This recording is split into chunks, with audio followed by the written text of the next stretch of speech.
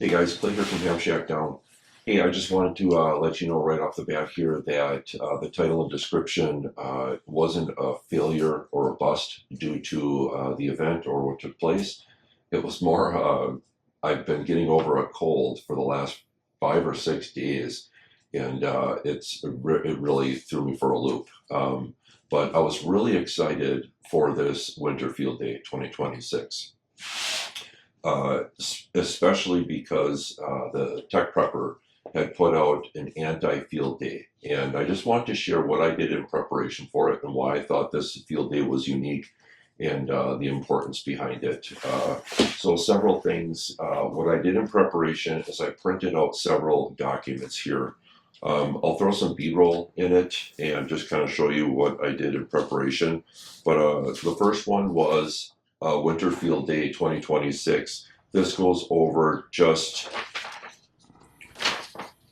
the category, class, kind of the rules for Winter Field Day, additional information, how I call out one Oscar Whiskey India, for Wisconsin, and also being, let's see, indoor station, outdoor station, and what I had, intended on doing.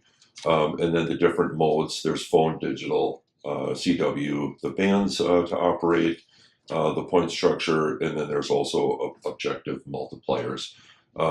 And then just a couple examples there. But I wanted to print out a few of these things, and then also I printed out the WARC band detail characteristics. Now, there were some comments on YouTube as far as, what bands you can and cannot operate, and I just thought it was kind of funny, and there was a ton of just, misinformation in there or comments regarding that. But the 30-meter band, primarily for CW Morse code and data, voice is prohibited in many countries. This was just printed off of Google, but I just wanted a reference for myself. 17-meter bands, strong for long-distance communications, DX late in the afternoon and sunset. 12-meter often provides good propagation when the 10-meter band is closed. Key information and resources. Contest free, these bands are generally kept free of contests, making them ideal for casual, quiet operations. The band plan restriction due to the narrow nature, 30 meters restricted in many areas, while 17 and 12 allow for mixed voice, CW, and digital modes. So the tech prepper had put something out called Anti-Field Day, and I was really excited about this. And I printed off the band plan, and I like how he has it laid out.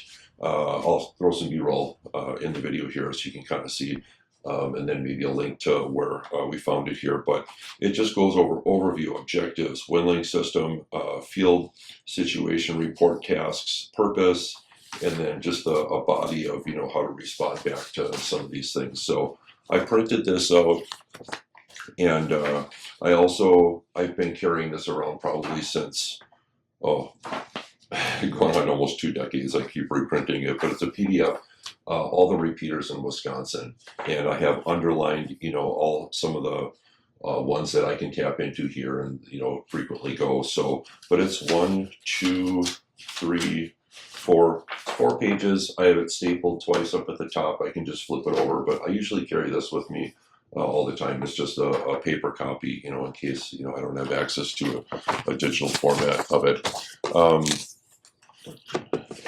I also wanted to kind of go over the process of getting prepared for this thing. So I put together a 30-meter dipole from a banana clip. Let me actually just grab this quick.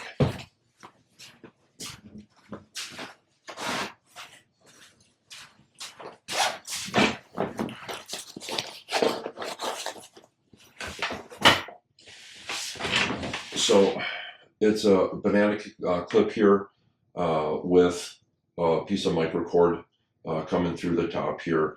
And then what I did for the two ends is I ran the cord up through the bottom, out through the back, looped it around, and then tied it into the thing so that the wire comes out of the bottom here. It's kind of hard to see. I'll throw some B-roll in there with some pictures to kind of show you, but it worked out really slick. But the process of getting this thing tuned was a nightmare. On top of not feeling well yesterday, I spent over 4 hours trying to get this thing tuned in the backyard. The one issue that I ran into, the biggest thing that held me up was the rig expert. So when I go fire this thing up, you're going to see it comes up with a blank screen.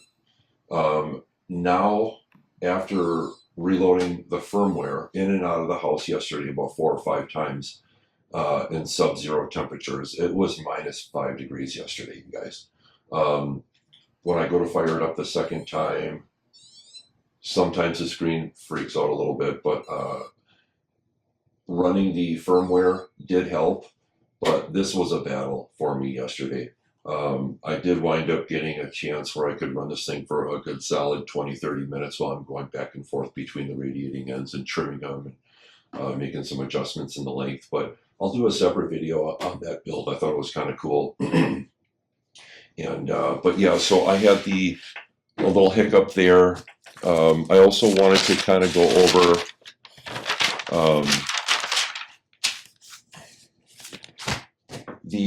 the pack that I put together. So I've been running that Trooper tube, and I had it loaded up, and I just wanted to share that. I'm actually going to make an attempt to go out today and do the bag dump video.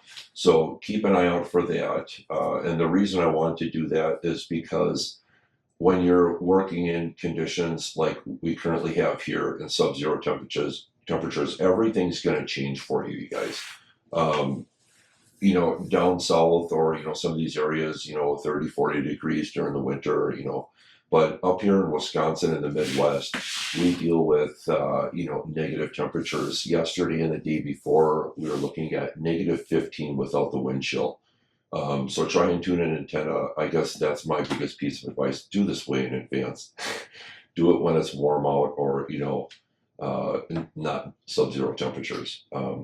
But the bag that I have put together, I do have a sleeping bag, a mat. I also wanted to go through some of the RMS utility pouches, how I use them, and some new products that we're going to be putting out here over the next couple of weeks. I have the throw line kit. I'm working with some different diameter ropes, but we'll show you that as well. So I'm going to go out this afternoon. Maybe not try and participate in the actual field day. I don't know how long I'm going to be able to make it out there, but I do want to do the pack dump, get everything set up, and just kind of show you what I had planned on bringing along in preparation for, you know, the conditions we're dealing with. So I'm going to say 7-3 for right now. Cheers, and I'll be clear. KC9TMU 7-3.